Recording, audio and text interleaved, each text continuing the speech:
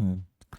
देखो अपन ने कल पढ़ लिए थे बुद्धि के सिद्धांत। कौन कौन सिद्धांत किसने दिए हैं, ये अपन ने कल आपको याद करने दिया था भी। जैसे बुद्धि का एक कारक सिद्धांत अल्फ्रेड बिने ने, द्विकारक सिद्धांत स्पीयरमैन ने, त्रिकारक सिद्धांत स्पीयरमैन ने, बहुकारक थर्स्टन थॉर्नडाइक ने, समूह कारक थर्स्टन ने। आज हम लोग जो पढ़ने वाले हैं वो,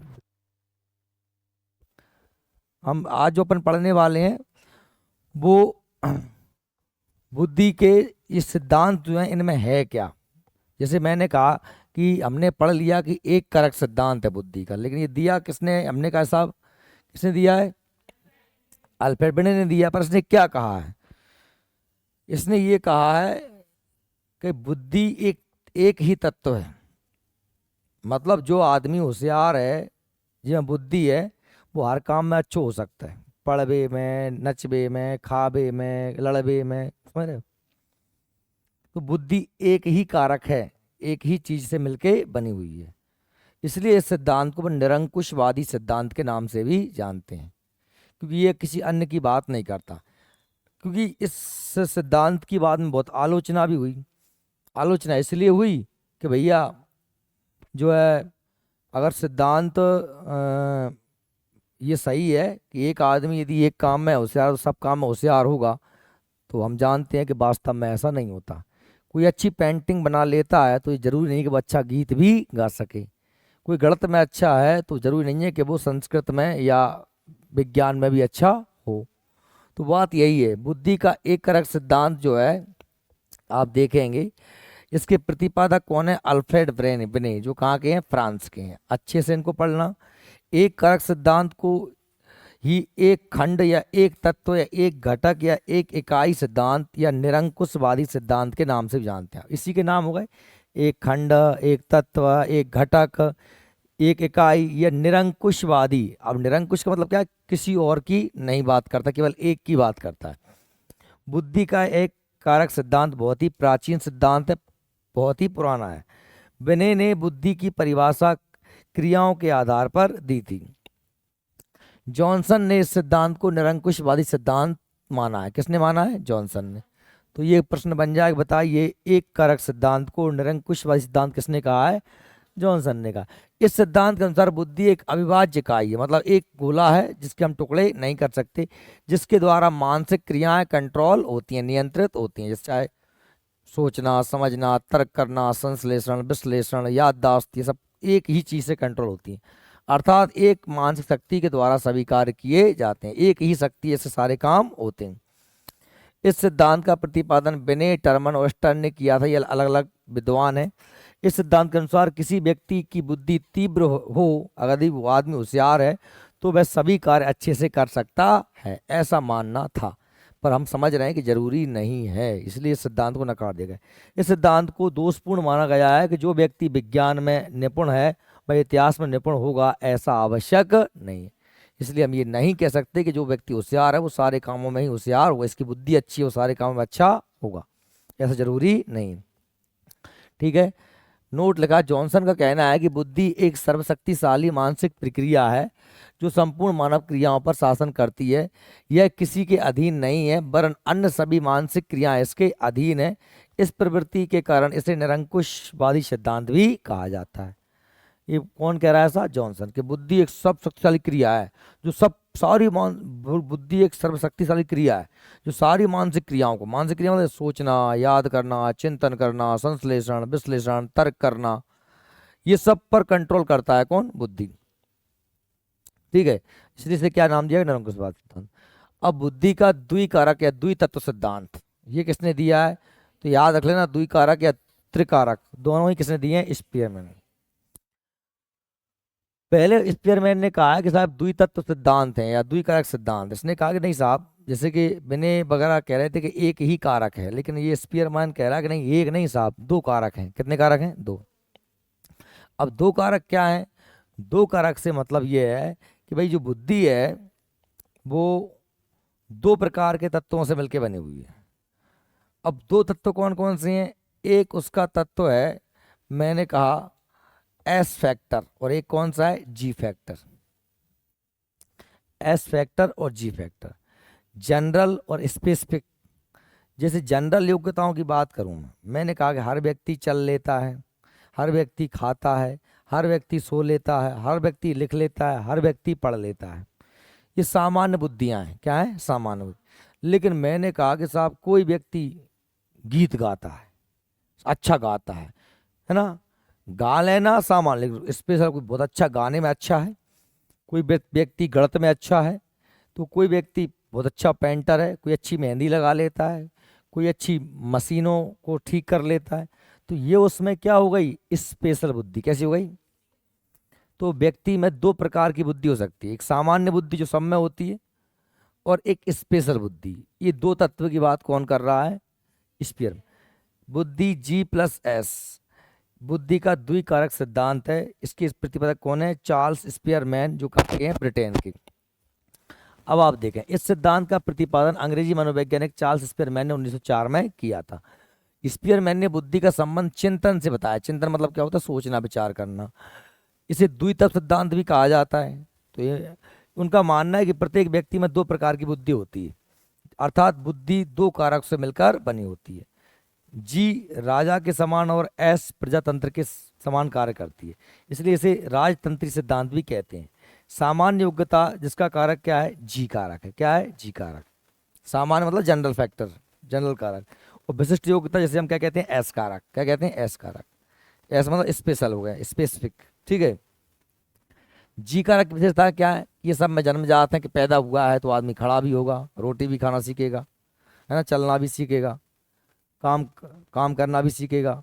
बस जन्मजात, जन्म से ही कौन से कारक होते हैं? जी कारक, है ना। बोलना भी सीखेगा, याद करना भी सीखेगा।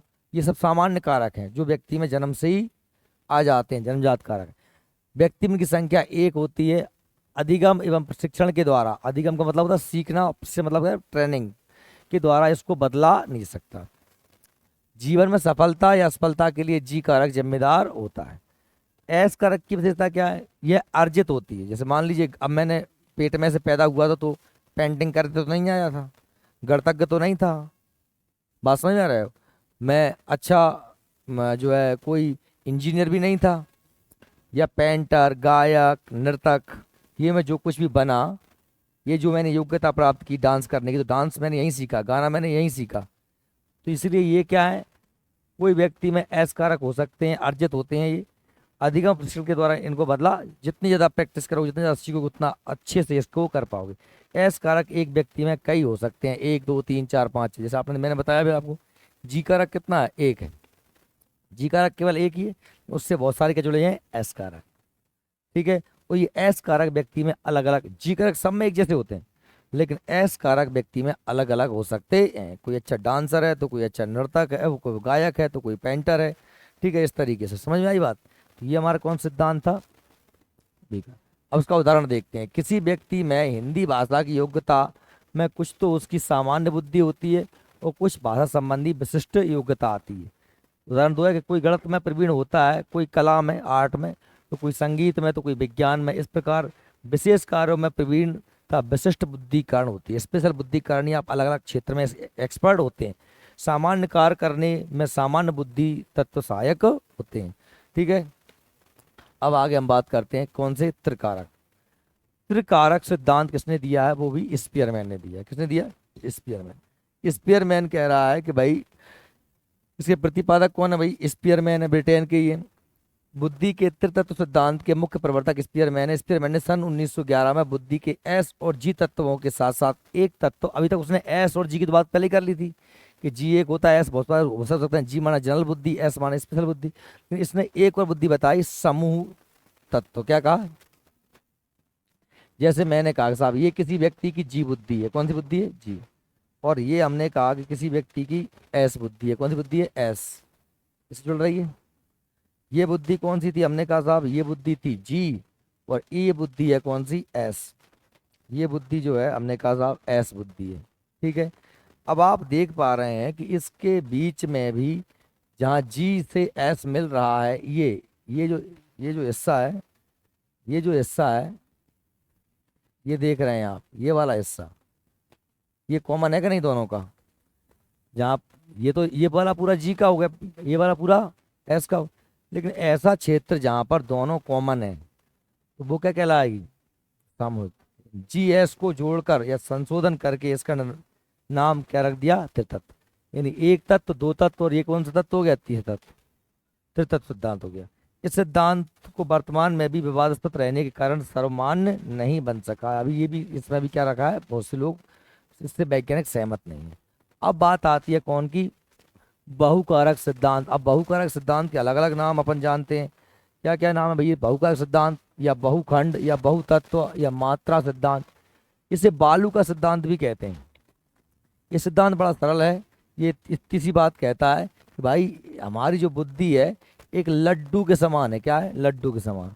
जैसे लड्डू होता है ना बूंदी का, उसमें बहुत सारी बूंदी हैं।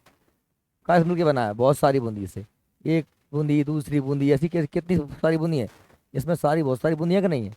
तो ऐसे ही हमारी जो बुद्धि है ना, ऐसी जो हमारी बुद्धि है वो बहुत सारे छोटे छोटे कण यानी योग्यताओं से मिलके बनी। बोलने के लिए अलग तत्व है, चलने के लिए अलग, उठने के लिए अलग, बैठने के लिए, पढ़ने के लिए अलग, हिंदी के लिए अलग, गणित के लिए अलग, गाने के लिए अलग, नाचने के लिए अलग। यानी हर चीज की एक अपनी एक बुद्धि होती है।